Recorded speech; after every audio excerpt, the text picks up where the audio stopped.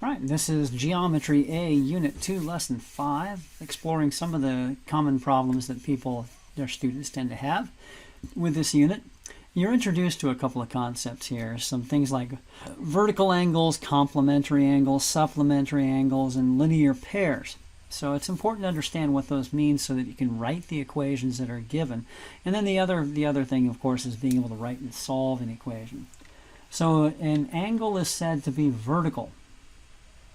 And there is something, this is the introduction of something that's going to last all through the year, vertical angle theorem. The vertical angle theorem says this. I'm not going to take the time to prove it, but it says this: vertical angles are congruent. But we're going to define vertical angles. It's easiest to think of vertical angles as angles formed by the intersections of two lines.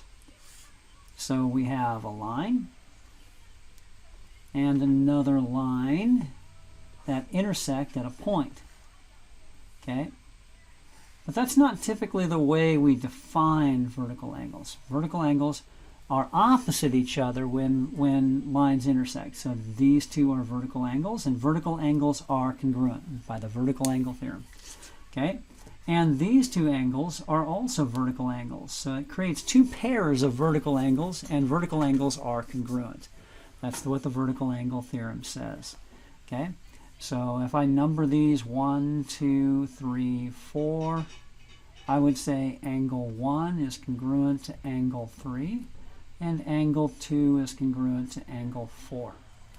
And that is actually a fairly common convention to label angles with numbers as well. You don't have to use point for the letters for this stuff. Okay, so the other one is something called a linear pair. Think of a linear pair as a pair of angles formed by that form a straight line. So think of starting with a straight line. Starting with a straight line. Okay, and taking a point on that line and drawing a ray any old direction, really. Any old direction. So I'm going to draw a ray going off this direction. Okay. You'll notice there are two angles here, one here and one here. Now technically there is a third angle here, a straight angle, or a 180-degree angle. Okay? But these angles are said to be to form a linear pair. Moreover, a linear pair is also what we call complementary. Not complementary, supplementary. Don't get those mixed up. Complementary means adds to 90. Supplementary means adds to 180 degrees. Okay, so the measure of angle 1 plus the measure of angle 2 is 180. Okay, we also have the idea of complementary angles. We'll squeeze this in here. Complementary. Not complimentary with an I, but with an E, complement, like a complement, a military complement. That's a group, right? Complementary means that they add to 90 degrees. They add to make 90 degrees. Okay? So imagine starting with a right angle.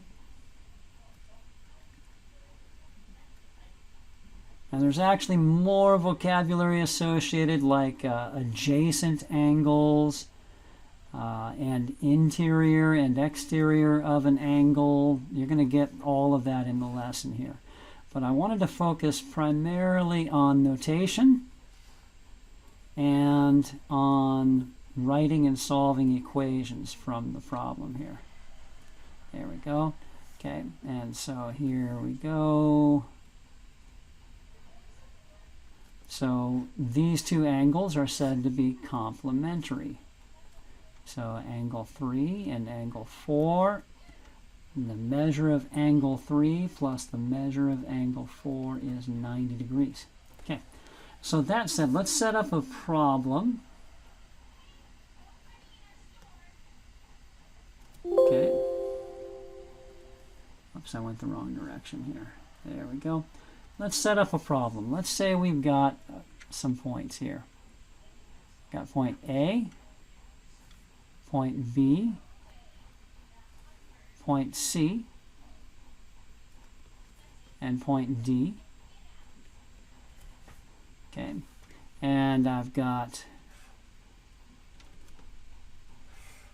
some lines. I'm going to draw a line VAC or BC, or line BA or line AC. They're all valid names for the same thing.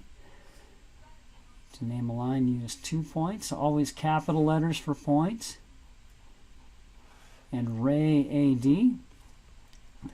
So BAC is a straight angle. It's a 180-degree angle. So that means the measure of angle, BAD, plus the measure of angle, DAC. BAD is right here, and DAC is down here, is 180 degrees because a linear pair is supplementary. Okay, so there's an equation. So let's say I tell you the measure of angle BAD is 5x plus 10, and the measure of angle DAC is x plus 20. Okay, so that would say the measure of angle BAD, 5x plus 10, plus the measure of angle DAC, x plus 20, equals 180. Okay, so that's how we would write the equation from this, knowing that it's a linear pair, and linear pairs are supplementary, and supplementary angles add to 180. Okay, so note here I've got two x's, but they're both on the left side of the equal sign, so don't do this. Don't go, oh, I'm going to subtract 1x from both of these. That's actually subtracting 2 x's from the left side of the equal sign, and that does not keep the equation balanced. What's the next proper step actually is to combine like terms. I have 1x and 5 x's combined together to make 6 x's. 6 x's. Combine the constants. I have 10 and 20 combined together, they make 30. Equals 180. Okay, now subtract 30 from both sides. Subtract 30 from both sides, so 6x equals 150. This is actually going to divide evenly. I picked good numbers. Always dangerous when I make up problems off the top of my head.